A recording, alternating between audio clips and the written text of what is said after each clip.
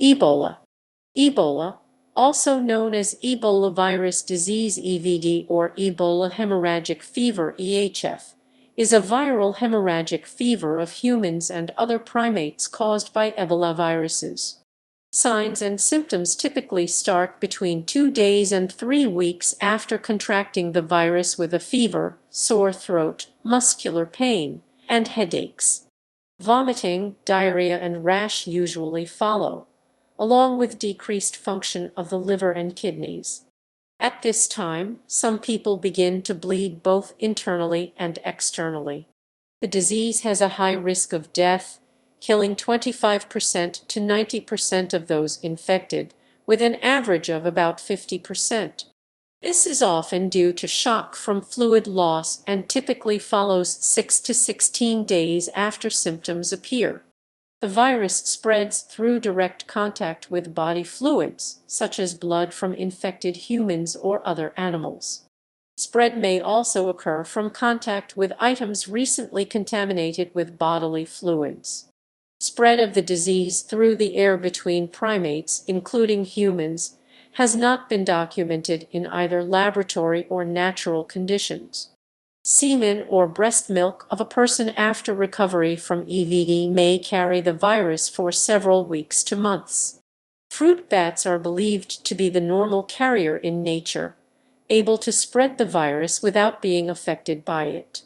Other diseases such as malaria, cholera, typhoid fever, meningitis, and other viral hemorrhagic fevers may resemble EVD. Blood samples are tested for viral RNA, viral antibodies, or for the virus itself to confirm the diagnosis. Control of outbreaks requires coordinated medical services and community engagement. This includes rapid detection, contact tracing of those who have been exposed, quick access to laboratory services, care for those infected, and proper disposal of the dead through cremation or burial. Samples of body fluids and tissues from people with the disease should be handled with special caution. Prevention includes limiting the spread of disease from infected animals to humans by handling potentially infected bushmeat only while wearing protective clothing, and by thoroughly cooking bushmeat before eating it. It also includes wearing proper protective clothing and washing hands when around a person with the disease. An Ebola vaccine was approved in the United States in December 2019.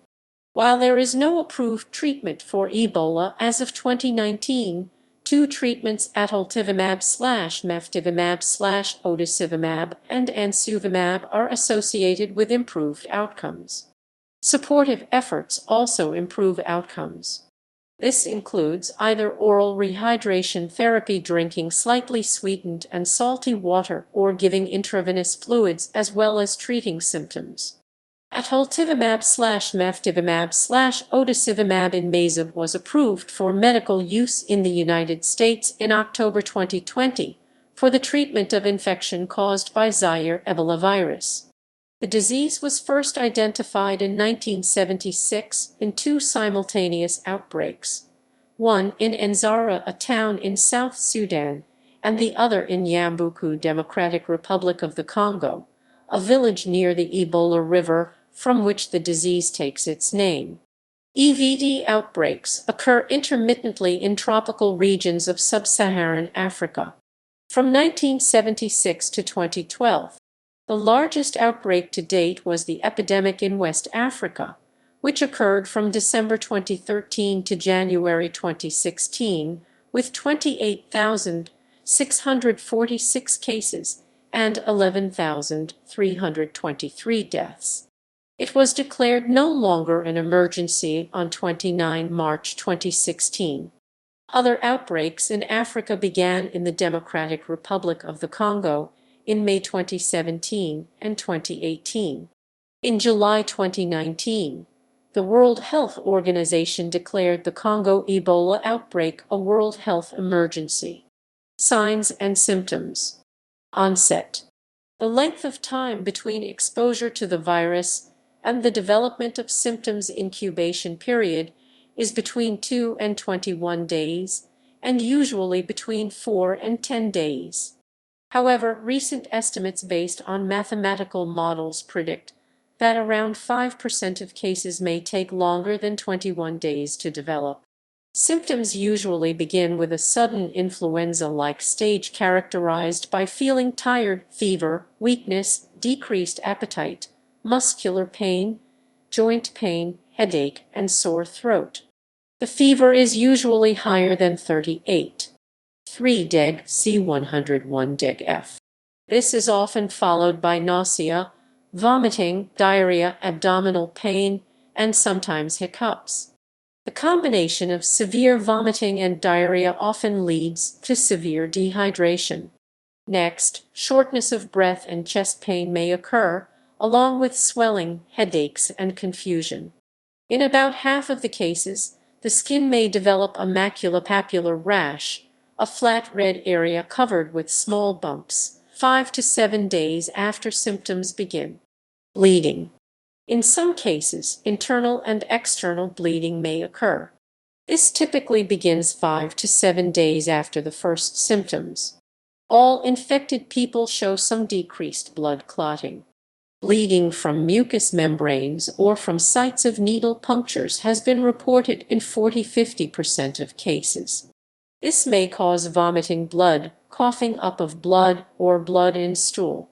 Bleeding into the skin may create petechiae, purpura, ecchymosis, or hematomas, especially around needle injection sites. Bleeding into the whites of the eyes may also occur. Heavy bleeding is uncommon if it occurs. It is usually in the gastrointestinal tract.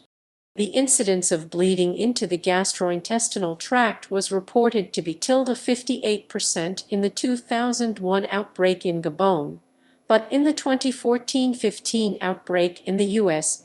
was 18%, possibly due to improved prevention of disseminated intravascular coagulation. Recovery and death. Recovery may begin between 7 and 14 days after first symptoms. Death, if it occurs, follows typically 6 to 16 days from first symptoms and is often due to shock from fluid loss. In general, bleeding often indicates a worse outcome, and blood loss may result in death. People are often in a coma near the end of life.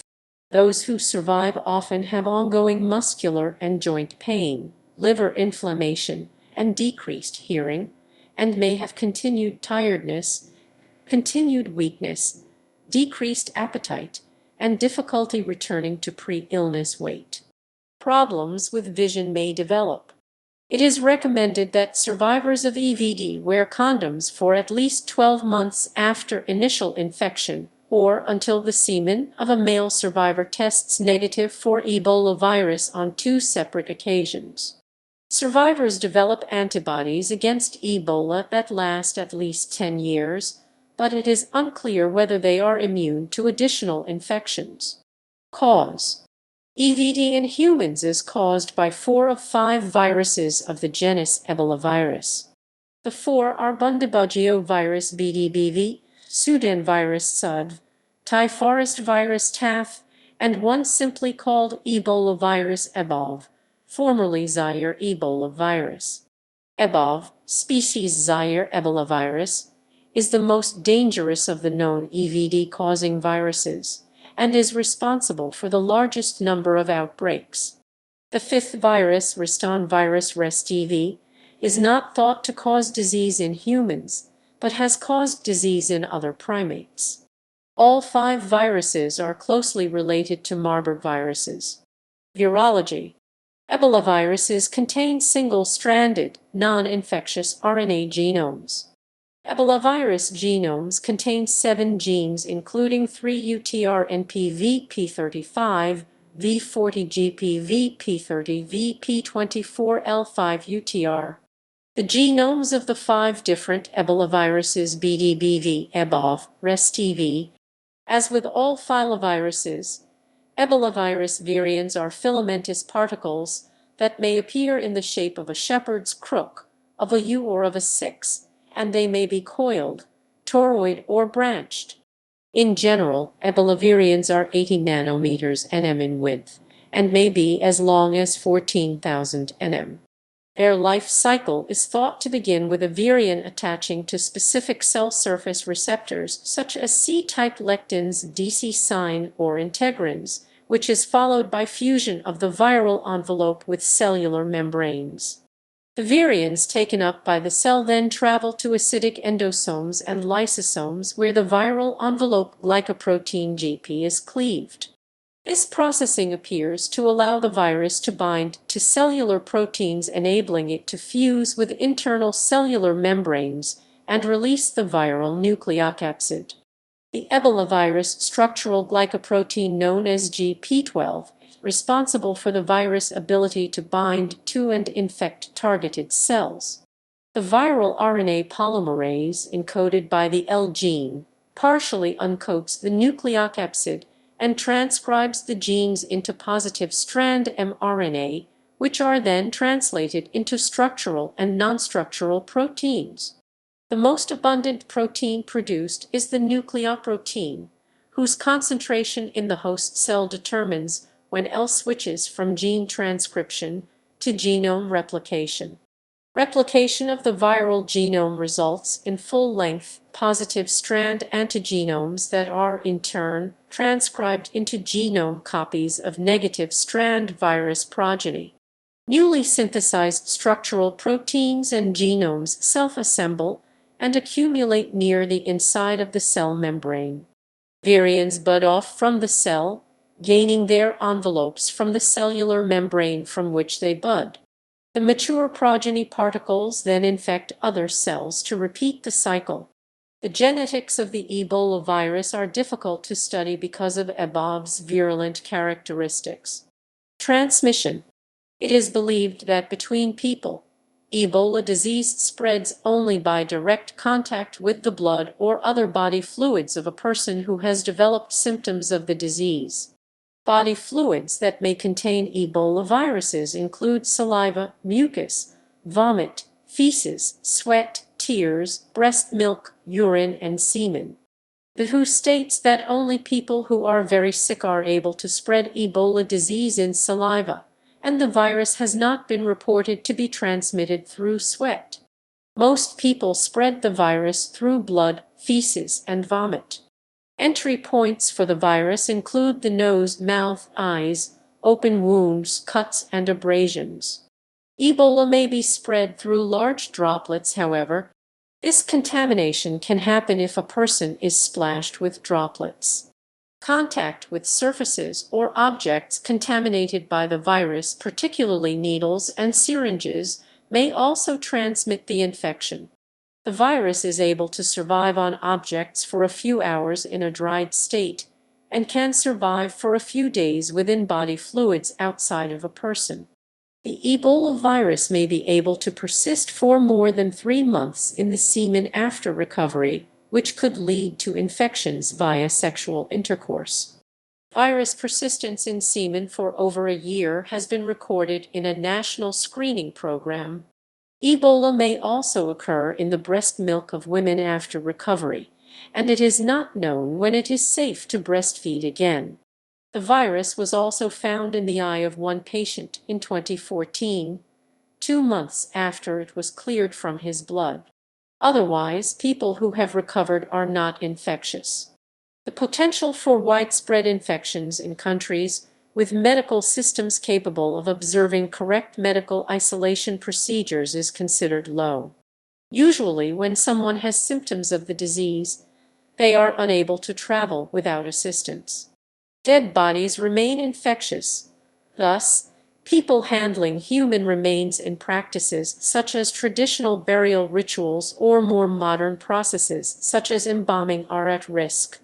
69% of the cases of Ebola infections in Guinea during the 2014 outbreak are believed to have been contracted via unprotected or unsuitably protected contact with infected corpses during certain Guinean burial rituals. Healthcare workers treating people with Ebola are at greatest risk of infection. The risk increases when they do not have appropriate protective clothing such as masks, gowns, gloves, and eye protection, do not wear it properly, or handle contaminated clothing incorrectly.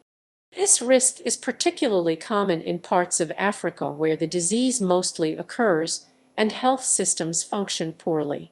There has been transmission in hospitals in some African countries that reuse hypodermic needles. Some healthcare centers caring for people with the disease do not have running water.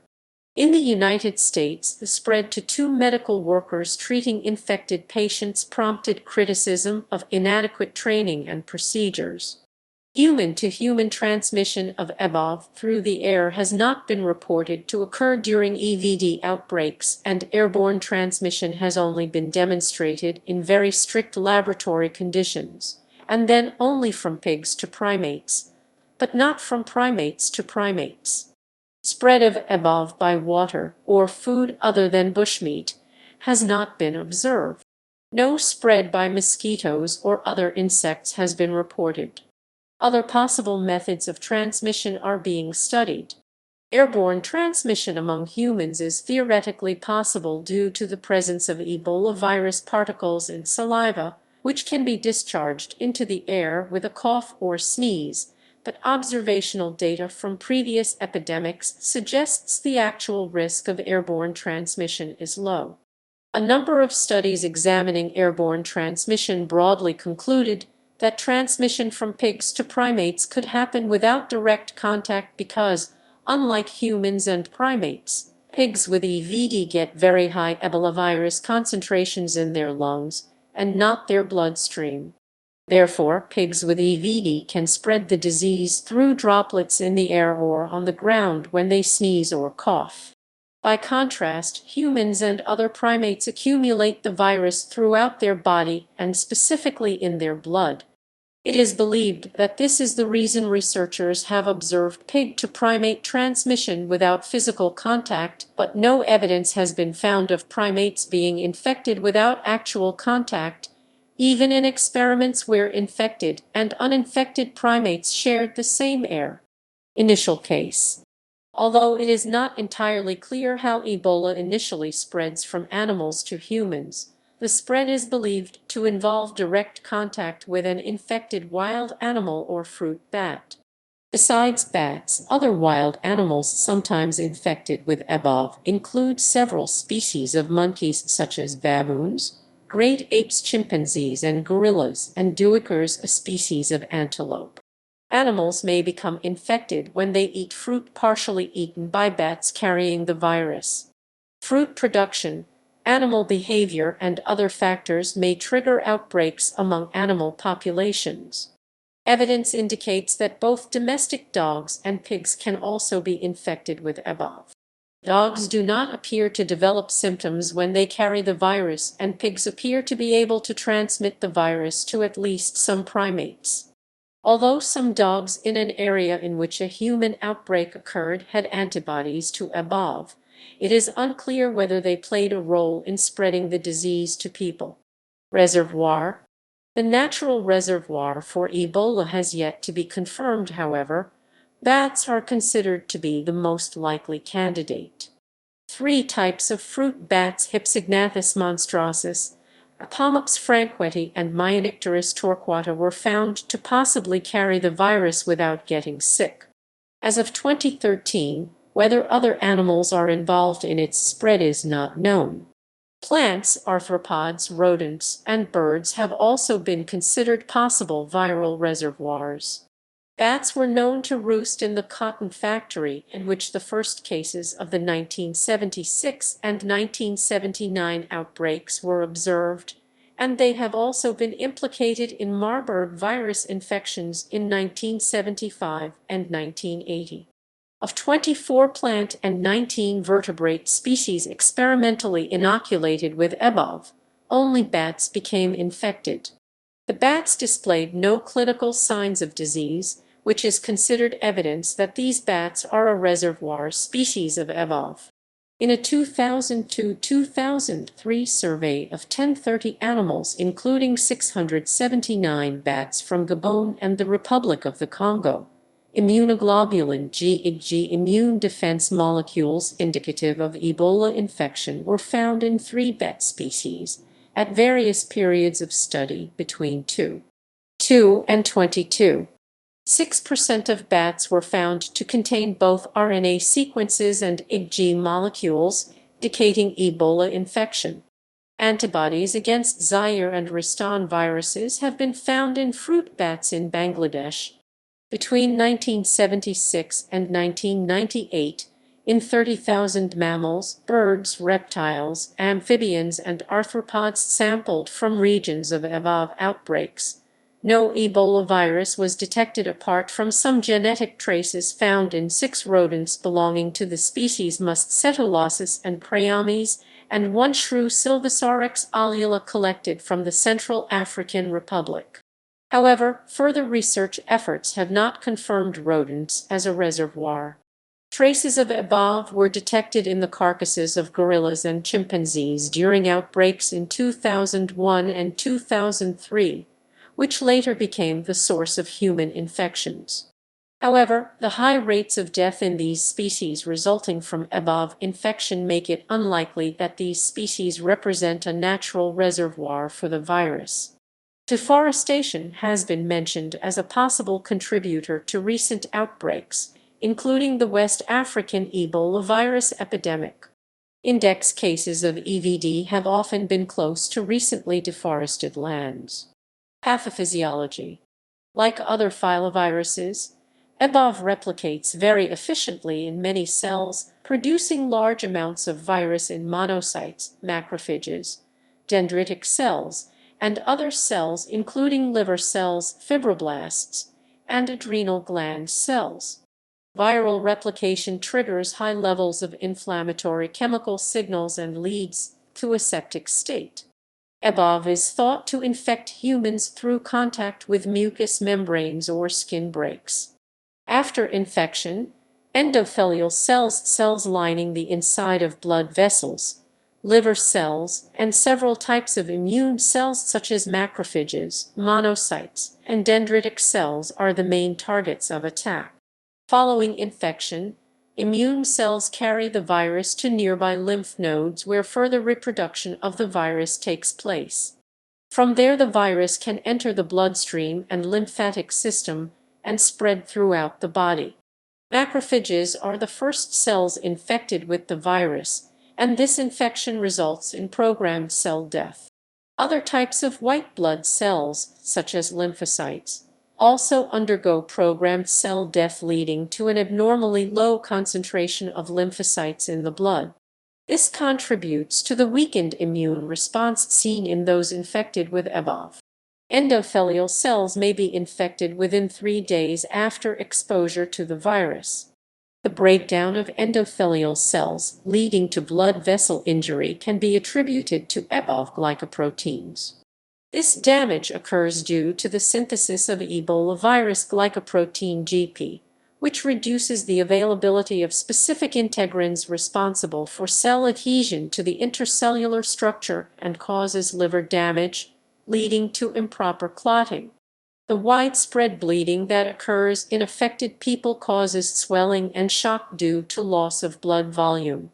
The dysfunctional bleeding and clotting commonly seen in EVD has been attributed to increased activation of the extrinsic pathway of the coagulation cascade due to excessive tissue factor production by macrophages and monocytes. After infection, a secreted glycoprotein, small soluble glycoprotein SGP or GP, is synthesized. EBOV replication overwhelms protein synthesis of infected cells and the host immune defenses. The GP forms a trimeric complex which tethers the virus to the endothelial cells. The SGP forms a dimeric protein that interferes with the signaling of neutrophils, another type of white blood cell. This enables the virus to evade the immune system by inhibiting early steps of neutrophil activation. Immune system evasion. Filoviral infection also interferes with proper functioning of the innate immune system. EBOV proteins blunt the human immune system's response to viral infections by interfering with the cell's ability to produce and respond to interferon proteins such as interferon alpha, interferon beta, and interferon gamma. The VP24 and VP35 structural proteins of EBOV play a key role in this interference. When a cell is infected with EBOV, receptors located in the cell's cytosol such as RIGI and MDA5 or outside of the cytosol, such as toll-like receptor 3 TLR3, TLR7, TL-rate and TLR9 recognize infectious molecules associated with the virus. On TLR activation, proteins including interferon regulatory factor 3 and interferon regulatory factor 7 trigger a signaling cascade that leads to the expression of type 1 interferons. The type 1 interferons are then released and bind to the IFNA-RONE and IFNA-R2 receptors expressed on the surface of a neighboring cell.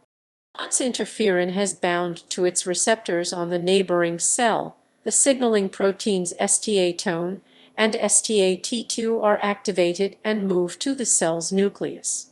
This triggers the expression of interferon-stimulated genes, which code for proteins with antiviral properties. EBOV's V24 protein blocks the production of these antiviral proteins by preventing the STA-tone signaling protein in the neighboring cell from entering the nucleus. The VP35 protein directly inhibits the production of interferon beta. By inhibiting these immune responses, EBOV may quickly spread throughout the body. Diagnosis: when EVD is suspected, travel, work history, and exposure to wildlife are important factors with respect to further diagnostic efforts. Laboratory testing. Possible non-specific laboratory indicators of EVD include a low platelet count, an initially decreased white blood cell count followed by an increased white blood cell count, elevated levels of the liver enzymes alanine aminotransferase ALT and aspartate aminotransferase AST, and abnormalities in blood clotting often consistent with disseminated intravascular coagulation DIC such as a prolonged prothrombin time, partial thromboplastin time, and bleeding time. Filovariants such as EBOV may be identified by their unique filamentous shapes in cell cultures examined with electron microscopy. The specific diagnosis of EVD is confirmed by isolating the virus, detecting its RNA or proteins, or detecting antibodies against the virus in a person's blood. Isolating the virus by cell culture, detecting the viral RNA by polymerase chain reaction (PCR), and detecting proteins by enzyme-linked immunosorbent assay (ELISA) are methods best used in the early stages of the disease and also for detecting the virus in human remains. Detecting antibodies against the virus is most reliable in the later stages of the disease and in those who recover. IgM antibodies are detectable 2 days after symptom onset, and IgG antibodies can be detected 6 to 18 days after symptom onset. During an outbreak, isolation of the virus with cell culture methods is often not feasible. In field or mobile hospitals, the most common and sensitive diagnostic methods are real-time PCR and ELISA. In 2014, with new mobile testing facilities deployed in parts of Liberia, test results were obtained 3–5 hours after sample submission. In 2015, a rapid antigen test which gives results in 15 minutes was approved for use by WHO. It is able to confirm Ebola in 92% of those affected and rule it out in 85% of those not affected. Differential diagnosis. Early symptoms of EVD may be similar to those of other diseases common in Africa, including malaria and dengue fever. The symptoms are also similar to those of other viral hemorrhagic fevers, such as Marburg virus disease, Crimean Congo hemorrhagic fever, and Lassa fever. The complete differential diagnosis is extensive and requires consideration of many other infectious diseases such as typhoid fever, shigellosis, rickettsial diseases, cholera, sepsis, borreliosis, EHEC enteritis, leptospirosis, scrub typhus, plague, Q fever, candidiasis, histoplasmosis, trypanosomiasis, visceral leishmaniasis, measles, and viral hepatitis, among others. Non-infectious diseases that may result in symptoms similar to those of EVD include acute promyelocytic leukemia, hemolytic uremic syndrome, snake envenomation, clotting factor deficiencies/platelet disorders, thrombotic thrombocytopenic purpura, hereditary hemorrhagic telangiectasia, Kawasaki disease, and warfarin poisoning. Prevention. Vaccines.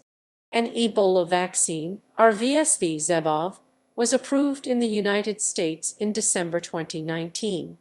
It appears to be fully effective 10 days after being given. It was studied in Guinea between 2014 and 2016. More than 100,000 people have been vaccinated against Ebola as of 2019. Infection control. Caregivers. People who care for those infected with Ebola should wear protective clothing including masks, gloves, gowns, and goggles. The U.S. Centers for Disease Control (CDC) recommend that the protective gear leaves no skin exposed. These measures are also recommended for those who may handle objects contaminated by an infected person's body fluids. In 2014, the CDC began recommending that medical personnel receive training on the proper suit-up and removal of personal protective equipment (PPE). In addition, a designated person, appropriately trained in biosafety. In Sierra Leone, the typical training period for the use of such safety equipment lasts approximately 12 days. Patients and household members. The infected person should be in barrier isolation from other people. All equipment, medical waste, patient waste, and surfaces that may have come into contact with body fluids need to be disinfected. During the 2014 outbreak, kits were put together to help families treat Ebola disease in their homes, which included protective clothing as well as chlorine powder and other cleaning supplies. Education of caregivers in these techniques and providing such barrier separation supplies has been a priority of Doctors Without Borders. Disinfection. Ebola viruses can be eliminated with heating for 30 to 60 minutes at 60 degrees C or boiling for 5 minutes. To disinfect surfaces, some lipid solvents such as some alcohol-based products, detergents, sodium hypochlorite bleach or calcium hypochlorite bleaching powder, and other suitable disinfectants may be used at appropriate concentrations. General population.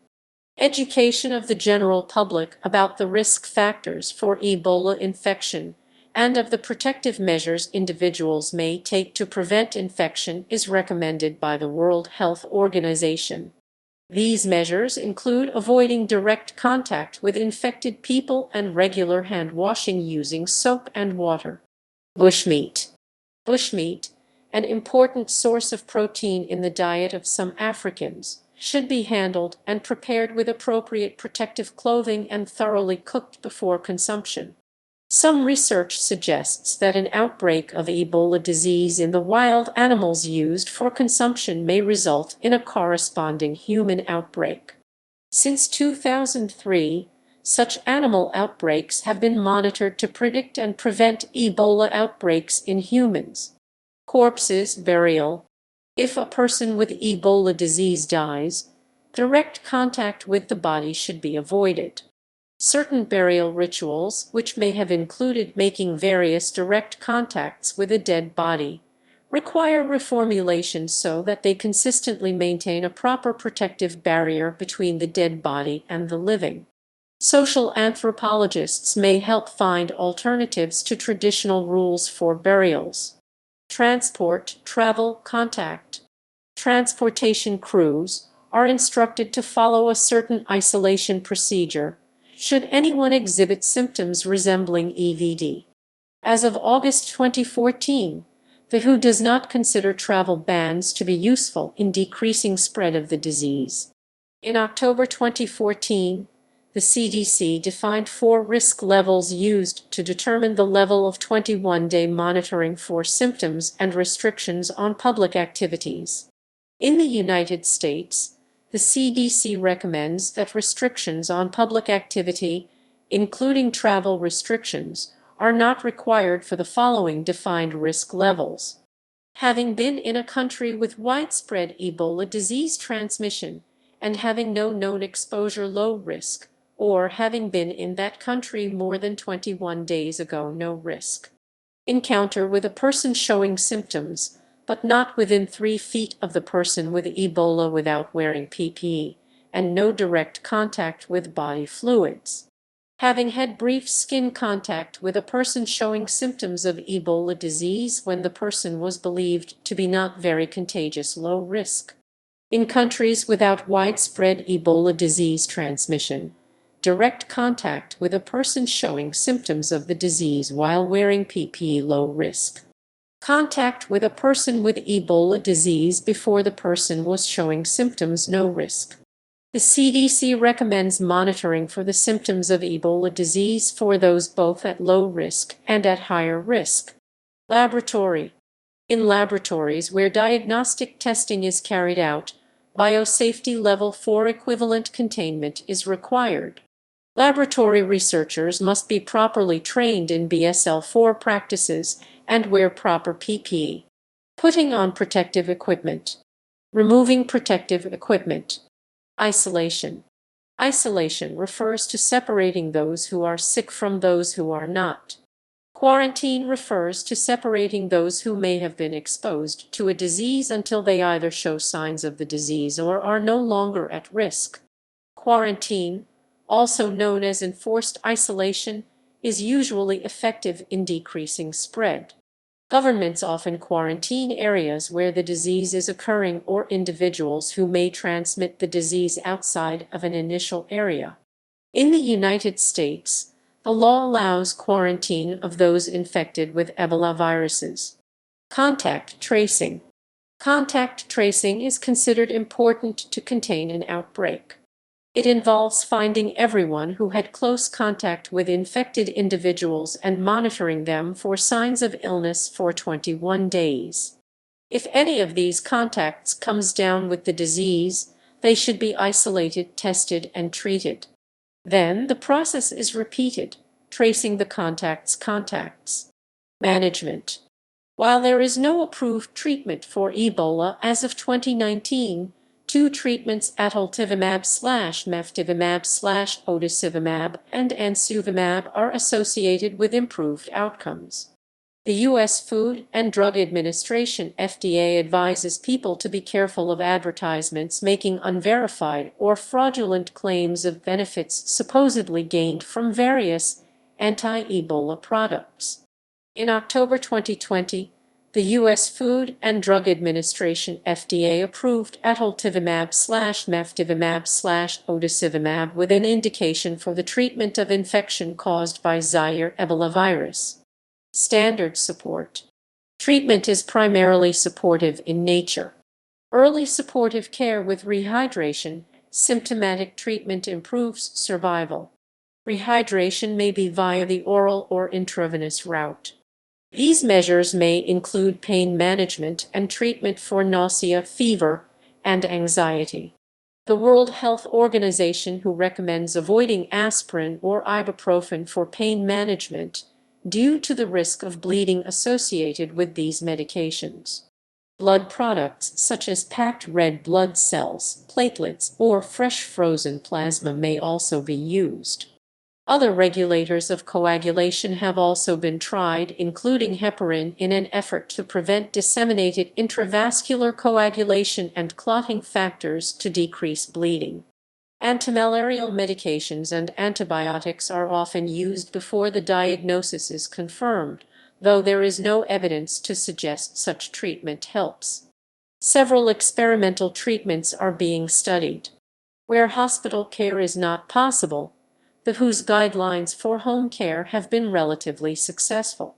Recommendations include using towels soaked in a bleach solution when moving infected people or bodies, and also applying bleach on stains. It is also recommended that the caregivers wash hands with bleach solutions and cover their mouth and nose with a cloth. Intensive care. Intensive care is often used in the developed world.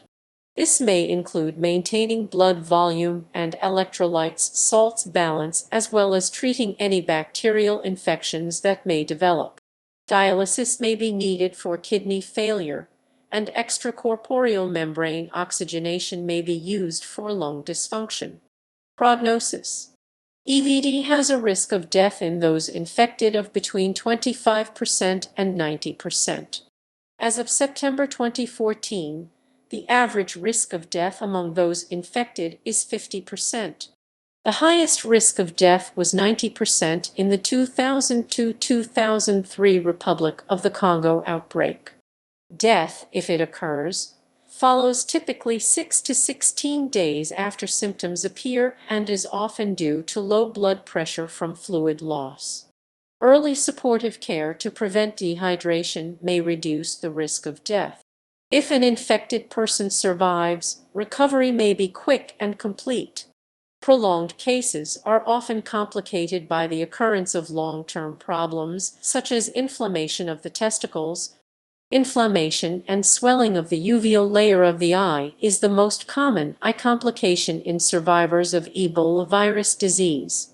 Eye symptoms such as light sensitivity, excess tearing, and vision loss have been described.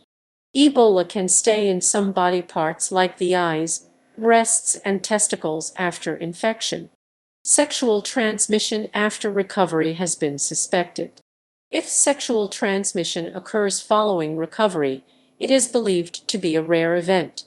One case of a condition similar to meningitis has been reported many months after recovery, as of October 2015. A study of 44 survivors of the Ebola virus in Sierra Leone reported musculoskeletal pain in 70%, headache in 48%, and eye problems in 14%. Epidemiology. The disease typically occurs in outbreaks in tropical regions of sub-Saharan Africa. From 1976, when it was first identified, through 2013, the WHO reported 2387 confirmed cases, with 1590 overall fatalities. The largest outbreak to date was the Ebola virus epidemic in West Africa, which caused a large number of deaths in Guinea, Sierra Leone, and Liberia. 1976. Sudan. The first known outbreak of EVD was identified only after the fact. It occurred between June and November 1976 in Nzara, South Sudan, then part of Sudan, and was caused by Sudan virus SUV. The Sudan outbreak infected 284 people and killed 151. The first identifiable case in Sudan occurred on 27 June in a storekeeper in a cotton factory in Nzara, who was hospitalized on 30 June and died on 6 July. Although the WHO medical staff involved in the Sudan outbreak knew that they were dealing with a heretofore unknown disease, the actual positive identification process and the naming of the virus did not occur until some months later in Zaire. On 26 August 1976, a second outbreak of EVD began in Yambuku, a small rural village in Mangala district in northern Zaire, now known as the Democratic Republic of the Congo. This outbreak was caused by Ebola, formerly designated Zaire Ebola virus, a different member of the genus Ebola virus than in the first Sudan outbreak. The first person infected with the disease was the village school's headmaster Mabelo Lokla, who began displaying symptoms on 26 August 1976. Lokla had returned from a trip to northern Zaire near the border of the Central African Republic, after visiting the Ebola River between 12 and 22 August. He was originally believed to have malaria and given quinine. However, his symptoms continued to worsen, and he was admitted to Yambuku Mission Hospital on 5 September. Lokla died on 8 September, 14 days after he began displaying symptoms. Soon after Lokla's death, the country's Minister of Health and Zaire President Mobutu Sese Seko declared the entire region, including Yambuku and the country's capital, Kinshasa, a quarantine zone. No one was permitted to enter or leave the area, and roads, waterways, and airfields were placed under martial law. Schools, businesses, and social organizations were closed. The initial response was led by Congolese doctors, including Jean-Jacques Mayembe Tampham, one of the discoverers of Ebola. Mayembe took a blood sample from a Belgian nun.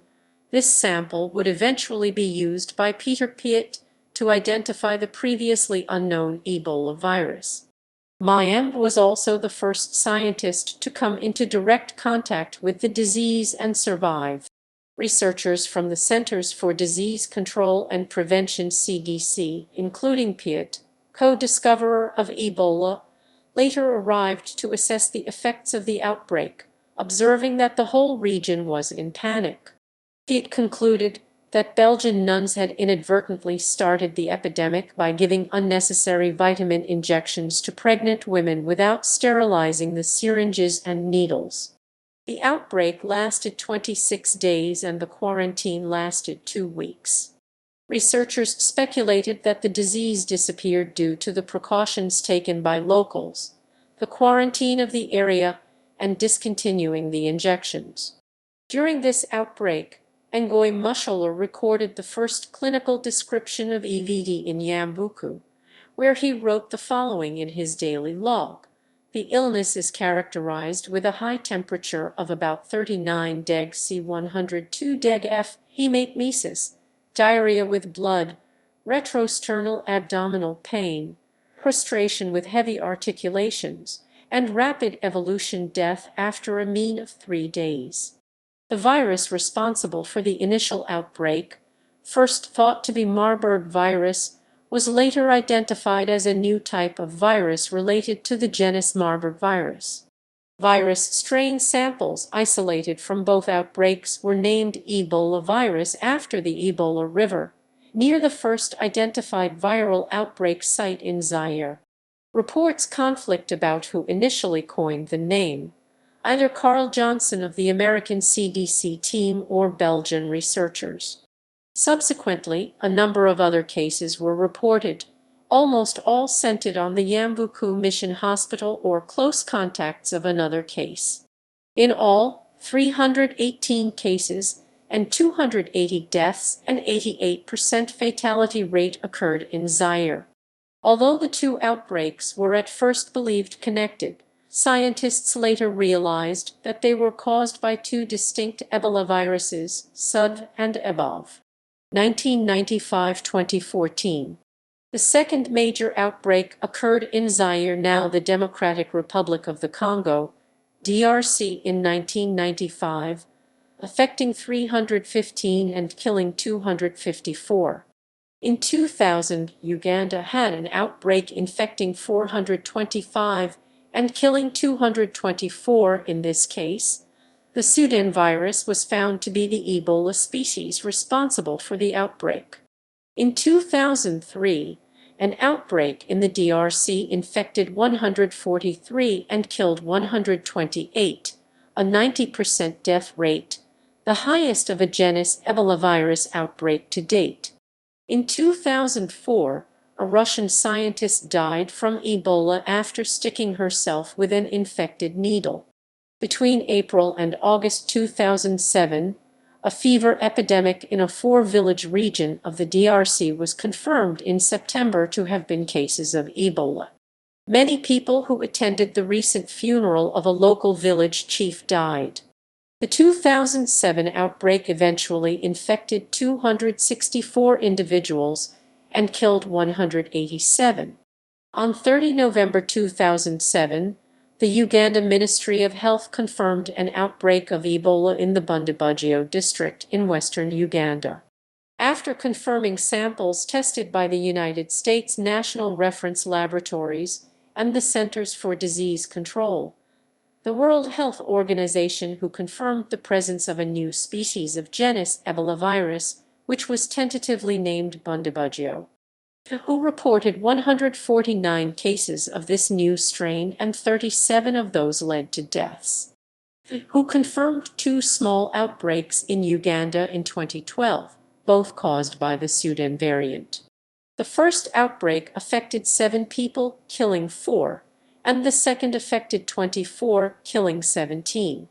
On 17 August 2012, the Ministry of Health of the DRC reported an outbreak of the Ebola Bundibugyo variant in the eastern region. Other than its discovery in 2007, this was the only time that this variant has been identified as responsible for an outbreak. The WHO revealed that the virus had sickened 57 people and killed 29. The probable cause of the outbreak was tainted bush meat hunted by local villagers around the towns of Isiro and Viadana. In 2014, an outbreak occurred in the DRC. Genome sequencing showed that this outbreak was not related to the 2014-15 West Africa Ebola virus outbreak, but was the same EBOV species, the Zaire species. It began in August 2014 and was declared over in November with 66 cases and 49 deaths. This was the 7th outbreak in the DRC, 2013-2016 West Africa. In March 2014, the World Health Organization, who reported a major Ebola outbreak in Guinea, a West African nation. Researchers traced the outbreak to a 1-year-old child who died in December 2013. The disease rapidly spread to the neighboring countries of Liberia and Sierra Leone. It was the largest Ebola outbreak ever documented, and the first recorded in the region. On 8 August 2014, the WHO declared the epidemic an international public health emergency, urging the world to offer aid to the affected regions. Its Director General said, "Countries affected to date simply do not have the capacity to manage an outbreak of this size and complexity on their own. I urge the international community to provide this support on the most urgent basis possible." By mid-August 2014, Doctors Without Borders reported the situation in Liberia's capital, Monrovia, was catastrophic and deteriorating daily. They reported that fears of Ebola among staff members and patients had shut down much of the city's health system, leaving many people without medical treatment for other conditions.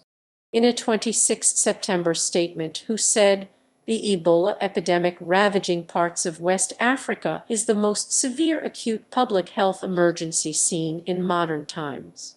Never before in recorded history has a biosafety level 4 pathogen infected so many people so quickly, over such a broad geographical area for so long. Intense contact tracing and strict isolation largely prevented further spread of the disease in the countries that had imported cases. As of 8 May 2016, 28,646 suspected cases and 11,323 deaths were reported, however, WHO said that these numbers may be underestimated. Because they work closely with the body fluids of infected patients, healthcare workers were especially vulnerable to infection. In August 2014, the WHO reported that 10% of the dead were healthcare workers. In September 2014, it was estimated that the country's capacity for treating Ebola patients was insufficient by the equivalent of 21-22 beds. By December, there were a sufficient number of beds to treat and isolate all reported Ebola cases, although the uneven distribution of cases was causing serious shortfalls in some areas. On 28 January 2015, the WHO reported that for the first time since the week ending 29 June 2014, there had been fewer than 100 new confirmed cases reported in a week in the 3 most affected countries. The response to the epidemic then moved to a second phase, as the focus shifted from slowing transmission to ending the epidemic. On 8 April 2015, the WHO reported only 30 confirmed cases, the lowest weekly total since the third week of May 2014. On 29 December 2015, 42 days after the last person tested negative for a second time, Guinea was declared free of Ebola transmission. At that time, a 90-day period of heightened surveillance was announced by that agency. This is the first time that all three countries, Guinea, Liberia, and Sierra Leone, have stopped the original chains of transmission, the organization stated in a news release. A new case was detected in Sierra Leone on 14 January 2016. However, the outbreak was declared no longer an emergency on 29 March 2016. 2014 spread outside West Africa. On 19 September, Eric Duncan flew from his native Liberia to Texas. 5 days later, he began showing symptoms and visited a hospital but was sent home. His condition worsened, and he returned to the hospital on 28 September, where he died on 8 October. Health officials confirmed a diagnosis of Ebola on 30 September, the first case in the United States. In early October, Teresa Romero, a 44-year-old Spanish nurse, contracted Ebola after caring for a priest who had been repatriated from West Africa. This was the first transmission of the virus to occur outside Africa. Romero tested negative for the disease on 20 October, suggesting that she may have recovered from Ebola infection. On 12 October, the Centers for Disease Control and Prevention (CDC) confirmed that a nurse in Texas, Nina Pum, who had treated Duncan, tested positive for the Ebola virus, the first known case of transmission in the United States. On 15 October, a second Texas health care worker who had treated Duncan was confirmed to have the virus. Both of these people recovered. An unrelated case involved a doctor in New York City who returned to the United States from Guinea after working with Médecins Sans Frontières and tested positive for Ebola on 23 October. The person recovered and was discharged from Bellevue Hospital on 11 November. On 24 December 2014, a laboratory in Atlanta, Georgia, reported that a technician had been exposed to Ebola. On 29 December 2014, Pauline Cafferkey, a British nurse who had just returned to Glasgow from Sierra Leone, was diagnosed with Ebola at Glasgow's Gartnavel General Hospital. After initial treatment in Glasgow, she was transferred by air to RAF Northolt. 2017 Democratic Republic of the Congo. On 11 May 2017, the DRC Ministry of Public Health notified the WHO about an outbreak of Ebola. 4 people died and 4 people survived. 5 of these 8 cases were laboratory confirmed. A total of 583 contacts were monitored. On 2 July 2017, the WHO declared the end of the outbreak. 2018 Equator Province. On 14 May 2018, the World Health Organization reported that the Democratic Republic of Congo reported 39 suspected, probable, or confirmed cases of Ebola between 4 April and 13 May, including 19 deaths. Some 393 people identified as contacts of Ebola patients were being followed up. The outbreak centered on the Baikoro, Iboko, and Wangata areas in Equator Province, including in the large city of Mbandaka. The DRC Ministry of Public Health approved the use of an experimental vaccine. On 13 May 2018, WHO Director General Tedros Adhanom Ghebreyesus visited Baikoro.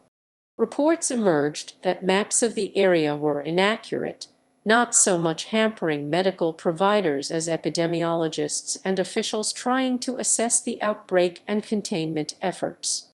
The 2018 outbreak in the DRC was declared over on 24 July 2018. 2018-2020 Kivu. On 1 August 2018, The world's 10th Ebola outbreak was declared in North Kivu province of the Democratic Republic of the Congo. It was the first Ebola outbreak in a military conflict zone, with thousands of refugees in the area. By November 2018, nearly 200 Congolese had died of Ebola, about half of them from the city of Beni, where armed groups are fighting over the region's mineral wealth, impeding medical relief efforts. By March 2019, this became the second largest Ebola outbreak ever recorded, with more than 1,000 cases, and insecurity continuing to being the major resistance to providing an adequate response. As of 4 June 2019, the WHO reported 2025 confirmed and probable cases with 1,357 deaths. In June 2019, 2 people died of Ebola in neighboring Uganda. In July 2019, an infected man traveled to Goma, home to more than 2 million people. 1 week later, on 17 July 2019, the WHO declared the Ebola outbreak a global health emergency, the 5th time such a declaration has been made by the organization. A government spokesman said that half of the Ebola cases are unidentified, and he added that the current outbreak could last up to 3 years. On 25 June 2020, the second biggest EVD outbreak ever was declared over. 2020 Equateur Province. On 1 June 2020, the Congolese Health Ministry announced a new DRC outbreak of Ebola in Mbandaka, Equateur Province, a region along the Congo River. Genome sequencing suggests that this outbreak, the 11th outbreak since the virus was first discovered in the country in 1976, is unrelated to the one in North Kivu Province or the previous outbreak in the same area in 2018.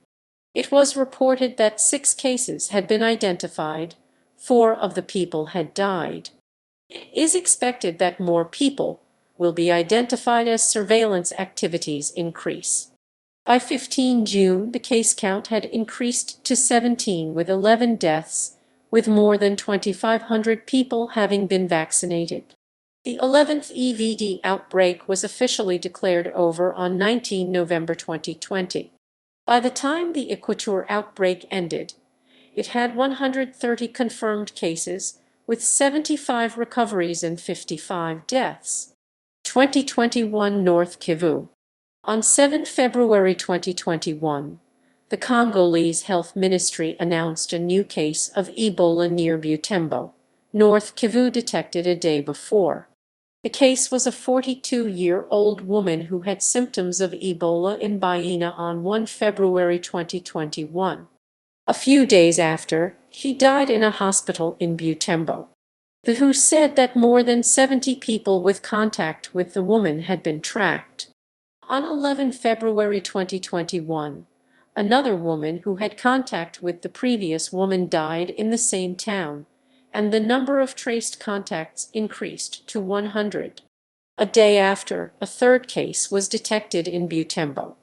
On 3 May 2021, the 12th EVD outbreak was declared over, resulting in 12 cases and 6 deaths. Heightened surveillance will continue for 90 days after the declaration in case of resurgence. 2021 Guinea ongoing. In February 2021, Dr. Sekoba Keita, head of Guinea's National Health Agency, confirmed that 3 people had died of Ebola in the southeastern region near the city of Nzerakor. A further 5 people also tested positive. Dr. Keita also confirmed more testing was underway, and attempts to trace and isolate further cases had begun. On 14 February, the Guinean government declared an Ebola epidemic. The outbreak may have started following reactivation of a latent case in a survivor of an earlier outbreak. As of 4 May 2021, 23 cases were reported, with no new cases or deaths since 3 April 2021. A 42-day countdown period starting from 8 May 2021 has been started, after which No new cases have been reported during the period. The outbreak is officially declared over. Society and culture. Weaponization. Ebola virus is classified as a biosafety level 4 agent, as well as a category of bioterrorism agent by the Centers for Disease Control and Prevention. It has the potential to be weaponized for use in biological warfare and was investigated by Biopreparat for such use, but might be difficult to prepare as a weapon of mass destruction because the virus becomes ineffective quickly in open air. Fake emails pretending to be Ebola information from the WHO or the Mexican government have, in 2014, been misused to spread computer malware. The BBC reported in 2015 that North Korean state media has suggested the disease was created by the U.S. military as a biological weapon. Literature. Richard Preston's 1995 best-selling book, The Hot Zone, dramatized the Ebola outbreak in Reston, Virginia. William Close's 1995 Ebola, a documentary novel of its first explosion, and 2002 Ebola. Tom Clancy's 1996 novel Executive Orders involves a Middle Eastern terrorist attack on the United States using an airborne form of a deadly Ebola virus strain named Ebola Mayinga C. Mayinga Nseka. As the Ebola virus epidemic in West Africa developed in 2014, a number of popular self-published and well-reviewed books containing sensational and misleading information about the disease appeared in electronic and printed formats. The authors of some such books admitted that they lacked medical credentials and were not technically qualified to give medical advice. The World Health Organization and the United Nations stated that such misinformation had contributed to the spread of the disease. Other animals. Wild animals. Ebola has a high mortality rate among primates. Frequent outbreaks of Ebola may have resulted in the deaths of 5,000 gorillas. Outbreaks of Ebola may have been responsible for an 88% decline in tracking indices of observed chimpanzee populations in the 420 km2 Lhasa sanctuary between 2002 and 2003. Transmission among chimpanzees through meat consumption constitutes a significant risk factor, whereas contact between the animals, such as touching dead bodies and grooming, is not. Recovered gorilla carcasses have contained multiple Ebola virus strains, suggesting multiple introductions of the virus. Bodies decompose quickly and carcasses are not infectious after 3 to 4 days. Contact between gorilla groups is rare, suggesting that transmission among gorilla groups is unlikely, and that outbreaks result from transmission between viral reservoirs and animal populations. Domestic animals. In 2012, it was demonstrated that the virus can travel without contact from pigs to non-human primates, although the same study failed to achieve transmission in that manner between primates. Dogs may become infected with Ebola but not develop symptoms. Dogs in some parts of Africa scavenge for food, and they sometimes eat Ebola-infected animals and also the corpses of humans. A 2005 survey of dogs during an Ebola outbreak found that although they remain asymptomatic, the authors concluded that there were potential implications for preventing and controlling human outbreaks. Reston virus. In late 1989, Hazelton Research Products' Reston Quarantine Unit in Reston, Virginia, suffered an outbreak of fatal illness amongst certain lab monkeys.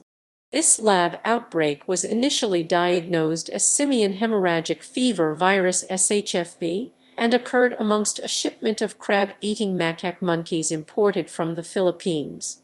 Hazelton's veterinary pathologist sent tissue samples from dead animals to the United States Army Medical Research Institute of Infectious Diseases USAMRIAD at Fort Detrick, Maryland. An electron microscopist from USAMRIAD discovered filoviruses similar in appearance to Ebola in the tissue samples, sent from Hazelton Research Products Riston Quarantine Unit. A U.S. Army team headquartered at Uzumreed euthanized the surviving monkeys and brought all the monkeys to Fort Detrick for study by the Army's veterinary pathologists and virologists, and eventual disposal under safe conditions. Blood samples were taken from 178 animal handlers during the incident. Of those, 6 animal handlers eventually seroconverted, including one who had cut himself with a bloody scalpel. Despite its status as a level 4 organism and its apparent pathogenicity in monkeys, the Philippines and the United States had no previous cases of Ebola infection, and upon further isolation, researchers concluded it was another strain of Ebola, or a new filovirus of Asian origin, which they named Riston ebolavirus resTV after the location of the incident. Riston virus resTV can be transmitted to pigs. Since the initial outbreak, it has since been found in non-human primates in Pennsylvania, Texas, and Italy, where the virus had infected pigs. According to the WHO, routine cleaning and disinfection of pig or monkey farms with sodium hypochlorite or detergents should be effective in inactivating the Riston ebolavirus. Pigs that have been infected with resTV tend to show symptoms of the disease. Research. Treatments. As of July 2015, no medication has been proven safe and effective for treating Ebola. By the time the Ebola virus epidemic in West Africa began in 2013, there were at least 9 different candidate treatments. Several trials were conducted in late 2014 and early 2015, but some were abandoned due to lack of efficacy or lack of people to study. As of August 2019, 2 experimental treatments known as etoltuvimab/meftivimab/otosivimab and ensuvimab were found to be 90% effective. Diagnostic tests. The diagnostic tests currently available require specialized equipment and highly trained personnel. Since there are few suitable testing centers in West Africa, on 29 November 2014, a new 15-minute Ebola test was reported that, if successful, not only gives patients a better chance of survival, but it prevents transmission of the virus to other people. The new equipment, about the size of a laptop and solar-powered, allows testing to be done in remote areas. On 29 December 2014, the U.S. Food and Drug Administration (FDA) approved the light mix Ebola Zaire or RT-PCR test for patients with symptoms of Ebola. Disease models. Animal models, and in particular non-human primates, are being used to study different aspects of Ebola virus disease. Developments in organ-on-a-chip technology have led to a chip-based model for Ebola hemorrhagic syndrome.